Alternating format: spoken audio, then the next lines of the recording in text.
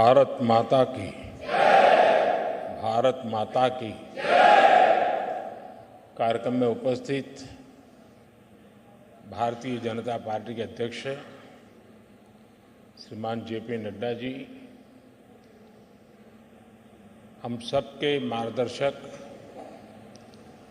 Doctor Murli Manohar Joshi ji, party के अन्य सभी पदाधिकारी, सभी सम्मानित साथी कार्यकर्तागण, देवी और सज्जनों, भारतीय जनता पार्टी के केंद्रीय कार्यालय के विस्तार की देश भर के भारतीय जनता पार्टी के कार्यकर्ताओं को बहुत बहुत बधाई।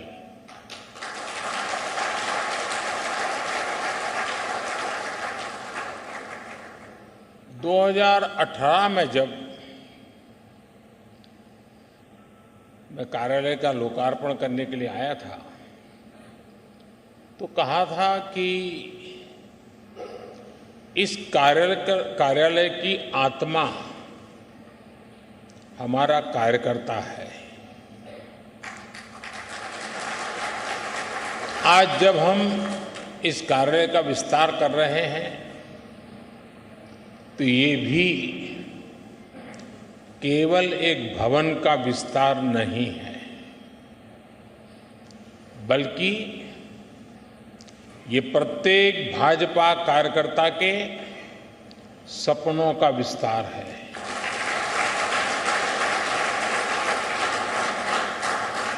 भाजपा के सेवा के संकल्प का विस्तार है। मैं पार्टी के उन कोटि कोटि कार्यकर्ताओं के चरणों में प्रणाम करता हूं।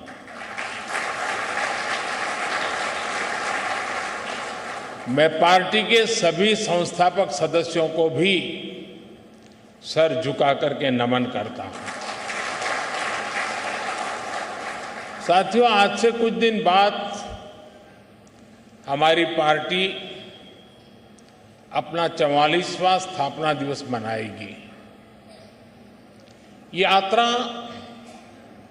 एक अनथक और अनवरत यात्रा है।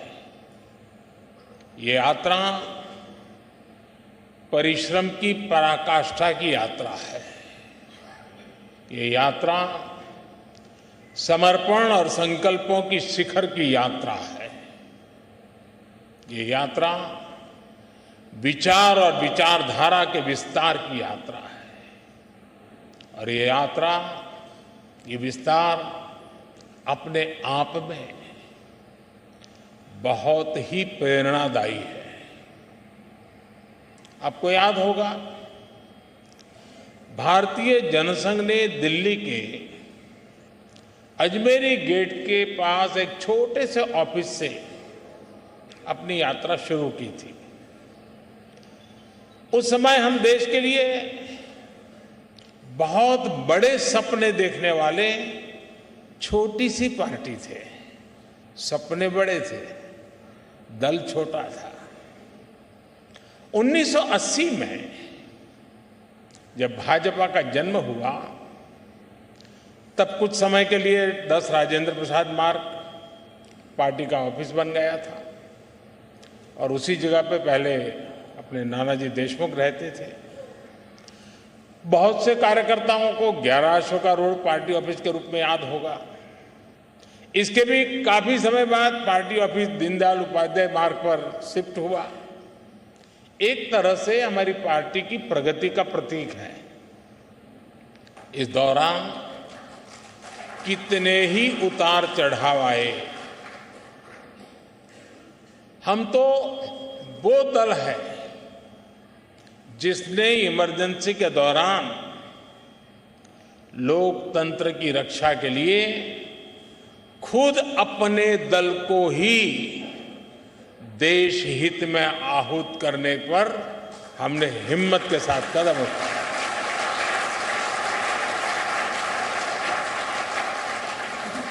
फिर सन 84 में जो हुआ, देश कभी भी उस काले पृष्ठ को भूल नहीं सकती है। और उसके बाद जो चुनाव हुआ, कांग्रेस को ऐतिहासिक बहुमत मिला था। भावनाओं से भरा हुआ वो माहौल, एक इमोशनली चार्ज एटमॉस्फियर,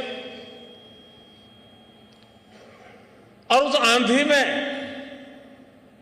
हम भी लगभग पूरी तरह से खत्म हो गए थे।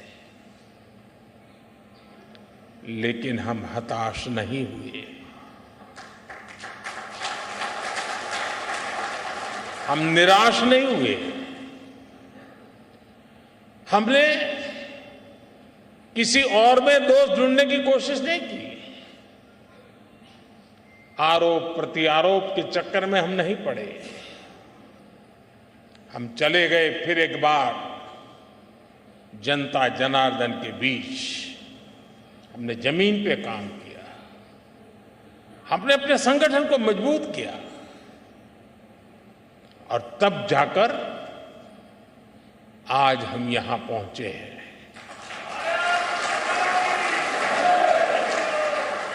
दो लोकसभा सीटों के साथ शुरू हुआ सफर 2019 में 303 सीटों तक पहुंच गया।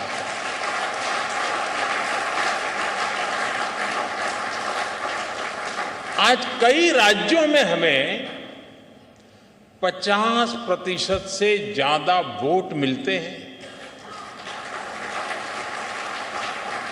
आज उत्तर से दक्षिण तक, पश्चिम से पूरब तक भाजपा एकमात्र पैन इंडिया पार्टी है।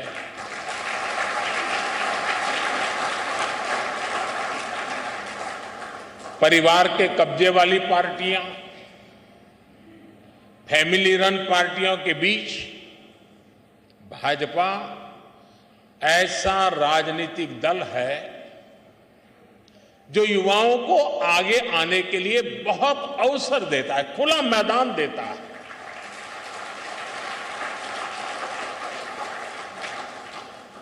आज भारत की माताओं, बहनों, बेटियों का आशीर्वाद जिस पार्टी के साथ है, उस पार्टी का नाम है भारतीय जनता पार्टी।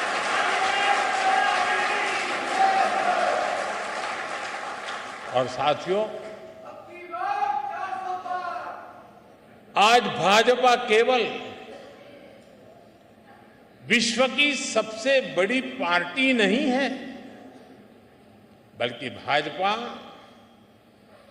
भारत के सबसे फ्यूचरिस्टिक पार्टी है।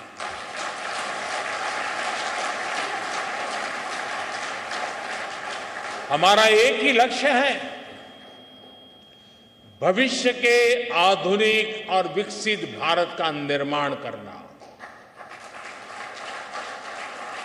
और इसलिए हमें खुद अपने लिए भी भविष्य के लक्ष्य निर्धारित करने ही होंगे। इसके लिए हमारे पास आधुनिक सोच भी होनी चाहिए, आधुनिक संसाधन भी होने चाहिए। हमें भाजपा को एक ऐसी संस्था के रूप में विकसित करना है जिसके पास अगले 10 साल, 20 साल, 50 साल के लक्ष्य निर्धारित है। इसके लिए 3 बातें हर कर्तव्यनिष्ठ कार्यकर्ता, हर भाजपा सदस्य के स्वभाव में होना समय की मांग है, देश की जरूरत है। और 3 बातें क्या है? एक है अध्ययन, दूसरा है आधुनिकता, और तीसरा है विश्व भर से अच्छी बातों को आत्मसात करने की शक्ति।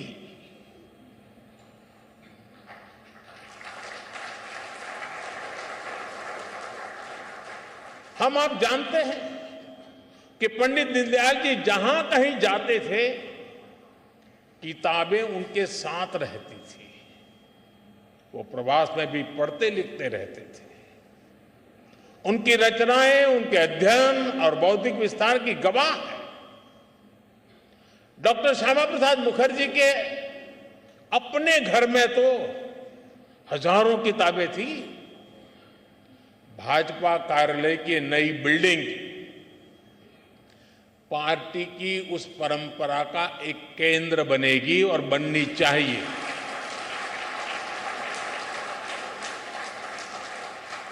यहां अध्ययन की व्यवस्था भी है, आधुनिकता भी है और विश्व भर का अनुभव प्राप्त करने की आकांक्षा भी है। मुझे विश्वास है भाजपा का ये आधुनिक कार्यालय निरंतर इन सपनों के लिए, इन संकल्पों के लिए, इस अदम्य इच्छा और उमंग के लिए अविरत प्रेरणा का स्रोत बनेगा। साथियों, हम भाजपा कार्यकर्ताओं के लिए एक गर्व की बात है कि हम सब जिस दल में काम कर रहे हैं, जिस दल के आचार, संस्कार और विचार ने हमें गढ़ा है, उस दल की और उसके कार्यकर्ताओं की आज विश्व भर में चर्चा हो रही है। आज बीजेपी की पहचान दुनिया के सबसे महत्वपूर्ण राजनीतिक दल के तौर पर होने लगी है। आज भाजपा की तुलना दुनिया की उन ऐतिहासिक पार्टियों से होने लगी है जिन्होंने अपने शासनकाल में अपने देश का भाग्य बदल दिया था। ये समय बीते 4-5 दशकों में भाजपा कार्यकर्ताओं के त्याग और तपस्या की वजह से आया है। ये समय भाजपा सरकार के विकास के कार्यों की वजह से आया है। बीजेपी वो दल है जो भारत के महत्व को, भारत के सामर्थ्य को सशक्त करने के एक ही संकल्प को लेकर के चल रहा है। हम सबका साथ, सबका विकास, सबका विश्वास और सबका प्रयास के मंत्र को लेकर के आगे बढ़ रहे हैं। और मुझे ये देखकर खुशी होती है कि दुनिया के कई सारे ऐसे नेता, वो हमारी भाषा से परिचित नहीं है, लेकिन फिर भी वो ये सबका साथ, सबका विकास मंत्र दोहराने का प्रयास करते हैं। वो अपनी भाषा में उसका अनुवाद भी करते हैं। साथियों, आज हमारा नॉर्थ ईस्ट सबका साथ, सबका विकास के मंत्र का बेहतरीन उदाहरण है। नॉर्थ ईस्ट की आबादी में बहुत विविधता है। वहां अलग अलग समुदायों के लोग हैं। आदिवासी और विधायी समुदाय के लोग बहुतायत हैं। इस क्षेत्र के लोग भाजपा पर अभूतपूर्व विश्वास दिखा रहे हैं। आज नॉर्थ ईस्ट में भाजपा के 4 मुख्यमंत्री हैं। 2 अन्य राज्यों में हमारे गठबंधन की सरकारें हैं। इस सफलता का बड़ा श्रेय भाजपा के कार्यकर्ताओं को ही जाता है। भाजपा कार्यकर्ताओं के इसी परिश्रम की वजह से आज दक्षिण भारत में भी दूर दूर तक पार्टी का विस्तार हो रहा है। कर्नाटका में भाजपा इतने वर्षों से मजबूत स्थिति में है। आज भी हम नंबर 1 पार्टी है कर्नाटका में। तेलंगाना में भी लोगों का एकमात्र भरोसा सिर्फ और सिर्फ भाजपा है। आंध्र प्रदेश में लोगों का भाजपा पर विश्वास दिनों दिन बढ़ता चला जा रहा है। तमिलनाडु और केरला में भाजपा हर जिले में, हर बूथ पर दिनों दिन मजबूत हो रही है। एक भारत श्रेष्ठ भारत की भावना के साथ हो रहा भाजपा का ये विस्तार हमें सीटों के मामले में और वोट शेयर के मामले में सफलता की नई ऊंचाइयों पर ले जाएगा। लेकिन साथियों, मैं एक बात और भी कहना चाहता हूं। भाजपा को केवल उसकी प्रेजेंस और प्रभाव से नहीं समझा जा सकता है। भाजपा को जानने के लिए उसके स्वभाव को भी समझना जरूरी है।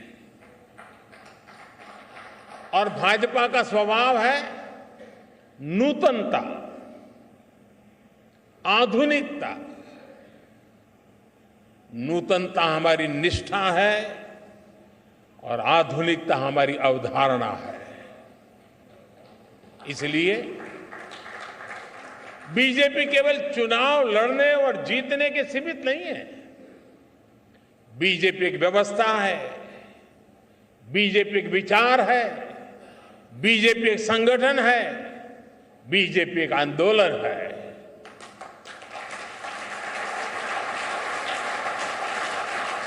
बीजेपी विकास की भी प्रेरणा शक्ति है और बीजेपी बदलाव की भी प्राण शक्ति है। बीजेपी ने सियासत की सोच को बदला है और समावेश के नए मानकों को जन्म दिया है। और इसका एक उदाहरण है भाजपा का सदस्यता अभियान और इसके माध्यम से पार्टी का विस्तार। एक समय था जब हम राज्यों में राज्य स्तर की कमेटी बन जाए तो हम सोच रहे थे कि चलिए उस राज्य में झंडा गाड़ दिया। फिर थोड़ा समय और बीता, कार्यकर्ताओं ने परिश्रम किया, फिर हम हिसाब लगाने लगे कि भाई कितने जिले हैं जहां कमेटी बनी है, कितने जिलों में कमेटी बाकी है, कब पूरा करेंगे। फिर हम एक कदम आगे चले, फिर हम सोचने लगे चलो जिले तो हो गए, बताओ भाई कितने तहसील में कमेटियां बनी हैं, कितने ब्लॉक लेवल पर कमेटियां बनी है। फिर शक्ति केंद्र आया, फिर बूथ पर फोकस हुआ और आज हम पन्ना प्रमुख तक पहुंच गए।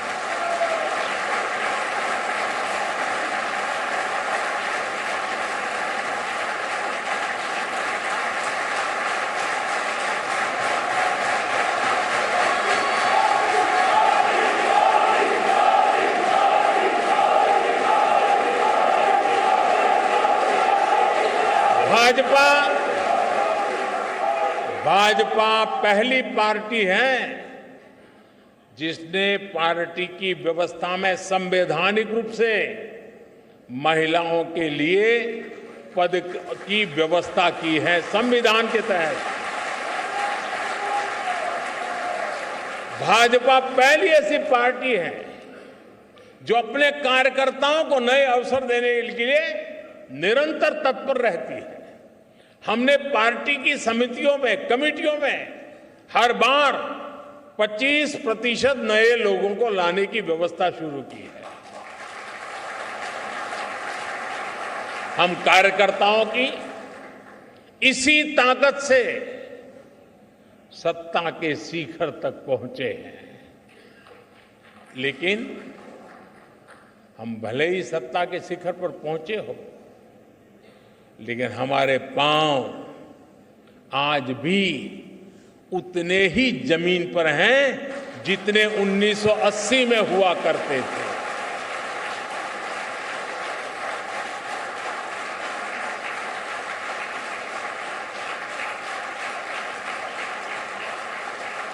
भाजपा में ऐसे कार्यकर्ताओं की बहुत बड़ी फौज है जो कष्ट उठाकर, परेशानी झेलकर, कर्तव्य भावना से लगातार देश सेवा में जुटे रहते हैं।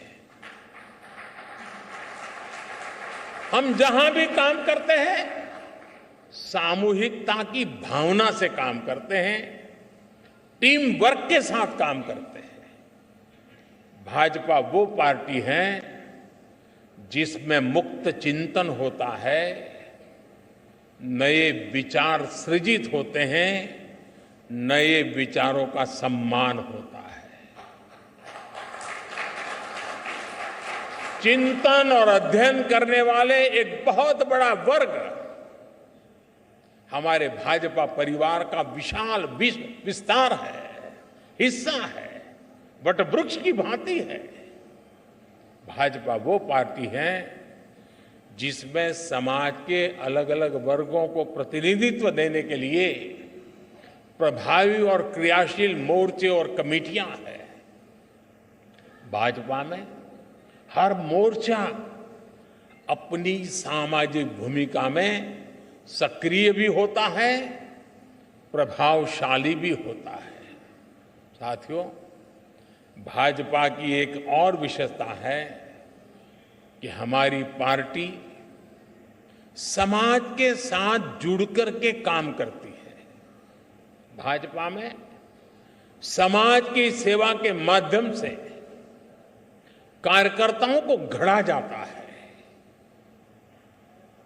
जैसे कि आपने देखा होगा, आजकल भाजपा सांसद अपने क्षेत्र में खेल प्रतियोगिताएं करा रहा है।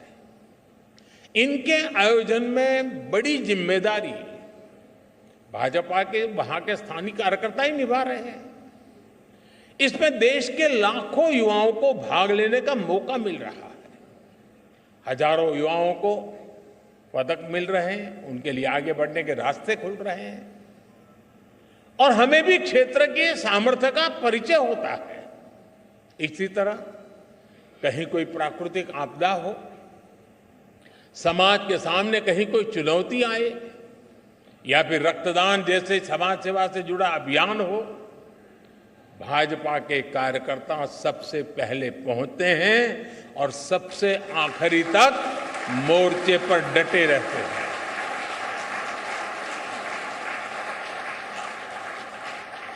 अभी अध्यक्ष जी बता रहे थे, कोरोना के दौरान हमारी पार्टी के लोगों ने कैसे घर घर जाकर मुफ्त राशन और इलाज पहुंचाने में मदद की। और तब तो पता नहीं था कि जाएंगे तो क्या लेके आएंगे। अगर बीमारी घर में लाए तो जिंदगी खतरे में पड़ जाती थी। फिर भी ये भाजपा का कार्यकर्ता है जो हर घर जाता था।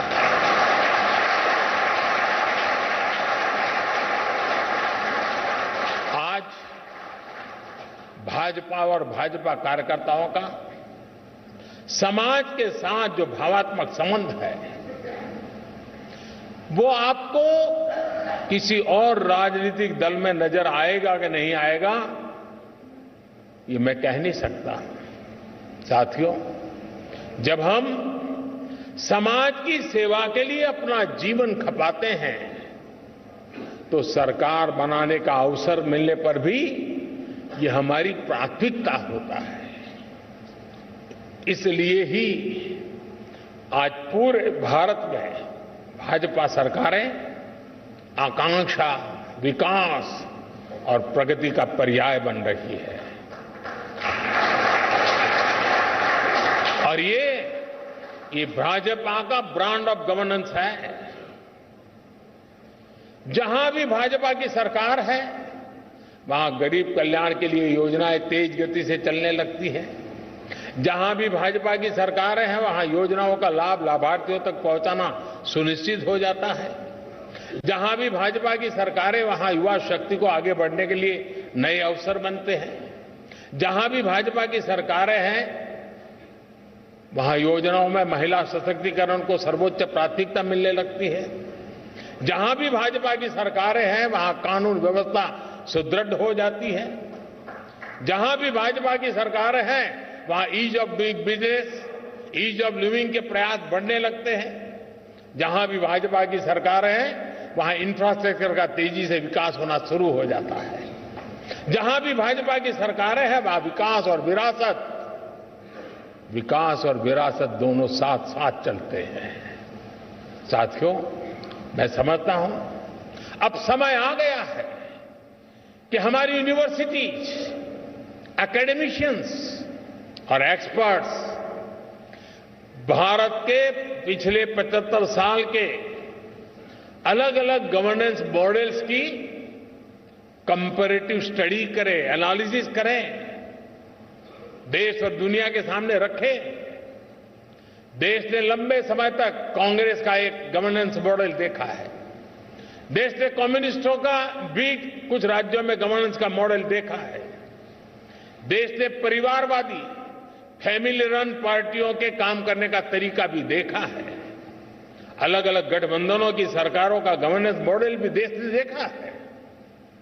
और देश आज पूर्ण बहुमत वाली भाजपा सरकारों का गवर्नेंस मॉडल भी देख रहा है। एक निश्चित पैरामीटर्स के साथ जब इसकी एनालिसिस होगी तो गवर्नेंस के मॉडल का महत्व समझ में आएगा। देश के सामान्य मानवी को भी पता चलेगा कि गवर्नेंस के किस मॉडल ने देश को क्या दिया, उसके परिणाम क्या निकले और उनके लिए क्या बेहतर रास्ता है। साथियों, आज भारतीय जनता पार्टी के प्रत्येक कार्यकर्ता को एक बात समझना बहुत आवश्यक है। देश इस समय जिस कालखंड से गुजर रहा है वो तेज विकास के लिए बहुत अहम है। ये अमृतकाल ये सिर्फ शब्द समूह नहीं है, ये धरती की सच्चाई है।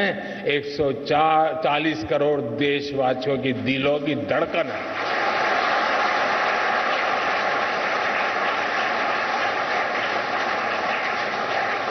आज हम सबसे युवा देश है, आत्मविश्वास से भरे हुए देश है।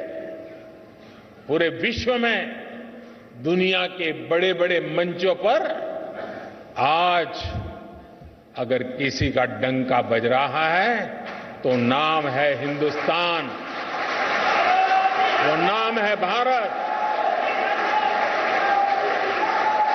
ऐसे में देश के भीतर बैठी और देश के बाहर बैठी भारत विरोधी शक्तियों का एकजुट होना स्वाभाविक है। ये शक्तियां किसी भी तरह भारत से विकास का एक कालखंड छीन लेना चाहती हैं। आज भारत का सामर्थ्य अगर फिर बुलंदी की तरफ जा रहा है तो इसके पीछे हमारी एक मजबूत नींव है। ये नींव हमारी संवैधानिक संस्थाओं की है, हमारे कॉन्स्टिट्यूशनल इंस्टीट्यूशंस की है। इसलिए आज भारत को रोकने के लिए हमारी इस नींव पर चोट की जा रही है। संवैधानिक संस्थाओं पर प्रहार किया जा रहा है, उन्हें बदनाम करने का अभियान छेड़ा जा रहा है। उनकी क्रेडिबिलिटी, उनकी विश्वसनीयता खत्म करने की साजिश की जा रही है। जो लोग भ्रष्टाचार में लिप्त हैं उन पर जब एजेंसियां कार्रवाई करती हैं तो एजेंसियों पर हमला किया जाता है। जब कोर्ट कोई फैसला सुनाता है तो कोर्ट पर सवाल उठाए जाते हैं, न्यायिक प्रणाली पर हमले होते हैं।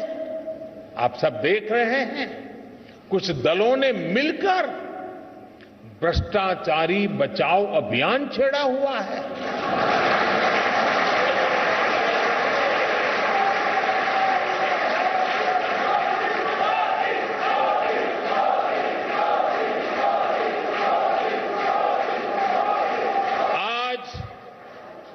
भ्रष्टाचार में लिप्त जितने भी चेहरे हैं वो सब एक साथ एक मंच पर आ रहे हैं। पूरा देश ये देख रहा है, देश समझ रहा है। साथियों, भ्रष्टाचार ने हमारे देश का बहुत नुकसान किया है। दिमक की तरह देश को खोखला किया है भ्रष्टाचार ने। देश की जनता देख रही है कि पहले की सरकारों ने किस तरह भ्रष्टाचार के खिलाफ कार्रवाई के नाम पर केवल खानापुरी की थी। लेकिन पिछले 9 साल में भाजपा सरकार ने भ्रष्टाचार के खिलाफ जो अभियान चलाया, उसने आज भ्रष्टाचार और भ्रष्टाचारियों दोनों की जड़ें हिला दी है।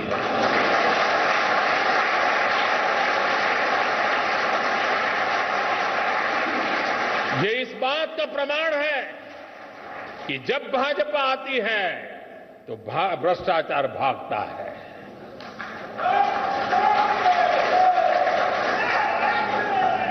मैं आपको कुछ आंकड़े बताना चाहता हूं आज।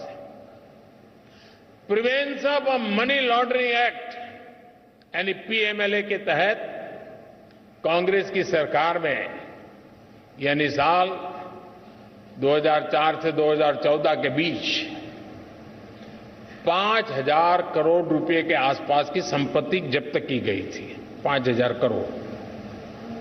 इसी एक्ट के तहत पिछले 9 वर्षों में भाजपा सरकार ने 1,10,000 करोड़ रुपए से ज्यादा की संपत्ति जब्त की है।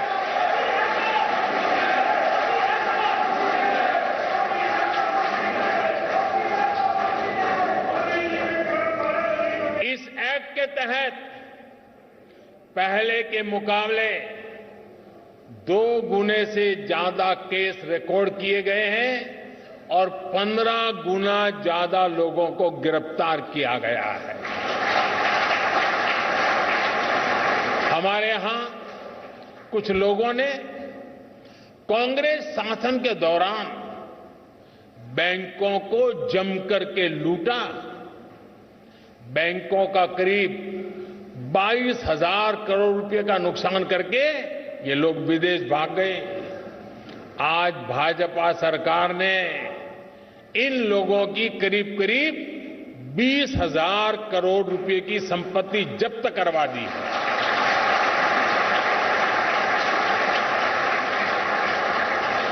प्रिवेंशन ऑफ करप्शन एक्ट के तहत पिछले 9 वर्षों में सीबीआई ने लगभग 5,000 केस दर्ज किए हैं।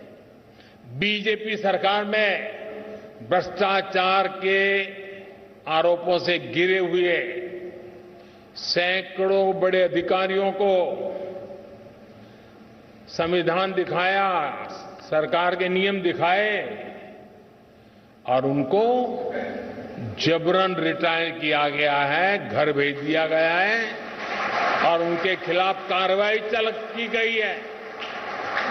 साथियों, आजादी के 7 दशकों में पहली बार भ्रष्टाचार पर इस तरह की चोट हो रही है। पूरे देश की जनता आज भ्रष्टाचारियों पर हो रही कार्रवाई से खुश है। आपकी यही जानकारी है ना?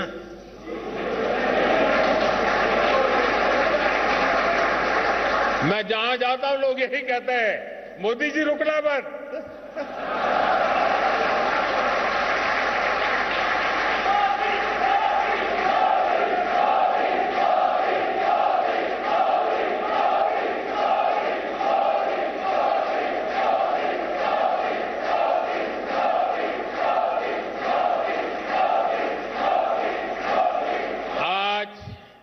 हर देशवासी समझता है भ्रष्टाचार रुकेगा तभी देश आगे बढ़ेगा।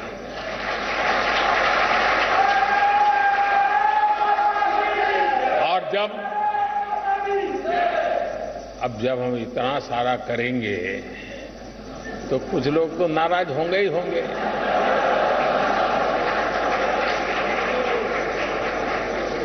वो अपना गुस्सा भी निकालेंगे, लेकिन इनके झूठों आरोपों से न देश झुकेगा, न भ्रष्टाचार के विरुद्ध कार्रवाई थमने वाली है।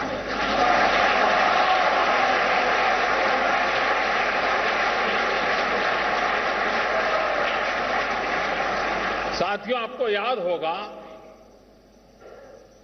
कांग्रेस के नेता कभी कहा करते थे, जनसंघ के जमाने में बड़े बड़े नेता कहते थे, जनसंघ को जड़ से उखाड़कर फेंक देंगे।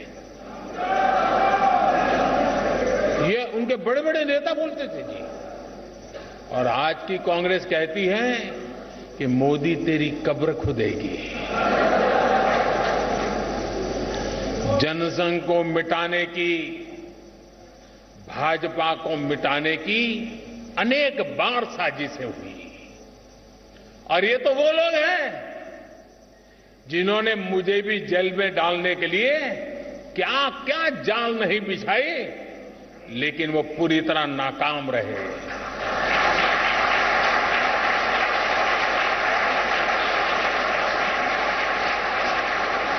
और हम बचे हैं, हम फले हैं, फूले हैं तो जनता जनार्दन के आशीर्वाद से, देशवासियों के प्यार से बढ़े। देशवासियों का अपार प्रेम, यही तो हमारी पूंजी है, यही हमें सामर्थ्य देता है, यही हमें शक्ति देता है। देशवासियों के आशीर्वाद से हम आगे बढ़े हैं, बढ़ रहे हैं और बढ़ते ही रहेंगे।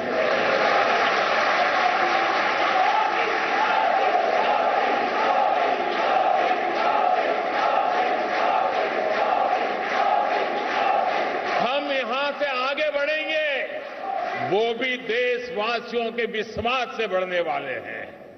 साथियों, भाजपा ये वो पार्टी नहीं है जो अखबारों से, टीवी स्क्रीन की चमक से पैदा हुई हो। ये भाजपा ट्विटर हैंडलों और यूट्यूब के चैनलों से पैदा नहीं हुई है। ये भाजपा अपने कार्यकर्ताओं के त्याग तपस्या से बनी हुई है। भाजपा जमीन पर काम करके आगे बढ़ी है। भाजपा गांव में, खेत खलिहानों में गरीबों के साथ कंधा से कंधा मिलाकर तप करके आगे बढ़ी है। मुझे बहुत सारे लोग कहते हैं, अरे मोदी जी अब सत्ता मिल गई, 2 बार प्रधानमंत्री बन गए, अभी भी क्यों इतना दौड़ते रहते हो, क्यों भागते रहते हो? अरे कभी तो मौज करो, आराम करो। लेकिन उन लोगों को पता नहीं है, बीजेपी कार्यकर्ता की नियति आराम करना, बैठना, मौज करना हो नहीं सकती। भाजपा के कार्यकर्ता के लिए देश की आशाएं, लोगों की आकांक्षाएं, उनके सपने ही उसकी ड्राइविंग फोर्स होती है। इसी के लिए भाजपा कार्यकर्ता दिन रात दौड़ता है, भागता है, काम करता है, वो रुकता नहीं है, थकता नहीं है, झुकता भी नहीं है। लेकिन साथियों, हमें याद रखना है, हमारी ये लड़ाई आसान नहीं है। भाजपा को डगर डगर पर भ्रष्टाचार से लड़ना है। भाजपा को डगर डगर पर भाई भतीजावाद से लड़ना है। भाजपा को डगर डगर पर संप्रदायवाद से लड़ना है। भाजपा को डगर डगर पर जातिवाद से लड़ना है। भाजपा को डगर डगर पर भारत विरोधी विदेशी ताकतों और उनके इकोसिस्टम से लड़ना है, क्योंकि यही वो चुनौतियां हैं जिन्होंने देश का बहुत बड़ा नुकसान किया है, बहुत समय तक नुकसान किया है। साथियों, बहुत सौभाग्य से, अनेकों के त्याग तपस्या से हमें आजादी के अमृत काल में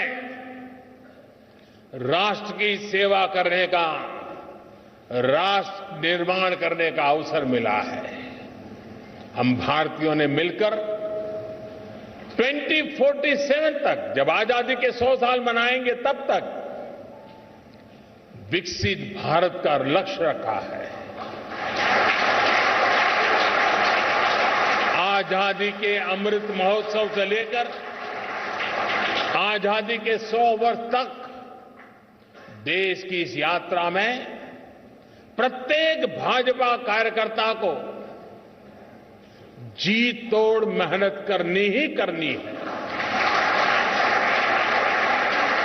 हमारे कार्यकर्ताओं को लंबी पारी के लिए तैयार करना चाहिए। दल को बनाने में जिस तरह अनेक पीढ़ियां खप गई, उसी तरह देश को आगे बढ़ाने के लिए हमें भी अपनी पीढ़ियों को खपाना होगा।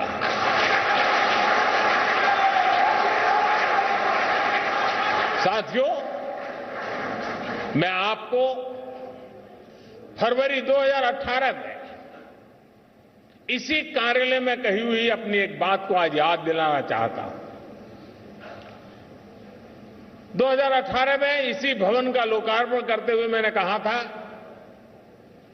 कि कार्यालय हमारी कर्मभूमि है, लेकिन भारत की सीमा ही हमारे कार्यों की सीमा है। हमें इस भवन से ऊर्जा लेकर संपूर्ण भारत की सीमा को ही अपना कार्यक्षेत्र बनाना है। मुझे पूरा विश्वास है आप सब इसी तपस्या के साथ देश के सपनों को साकार करते रहेंगे। जो सपना हमने पहले देखा था उसे हम आज पूरा होता देख रहे हैं। जो सपना हम आज देख रहे हैं वो भविष्य में पूरा होकर रहेगा। इसी विश्वास के साथ आज के इस मंगल अवसर पर और नवरात्रि के पावन त्योहारों के बीच मैं आप सबको, देशवासियों को अनेक अनेक शुभकामनाएं देता हूं। बहुत बहुत धन्यवाद। भारत माता की, भारत माता की, भारत माता की। वंदे वंदे वंदे वंदे वंदे वंदे वंदे वंदे मातरम।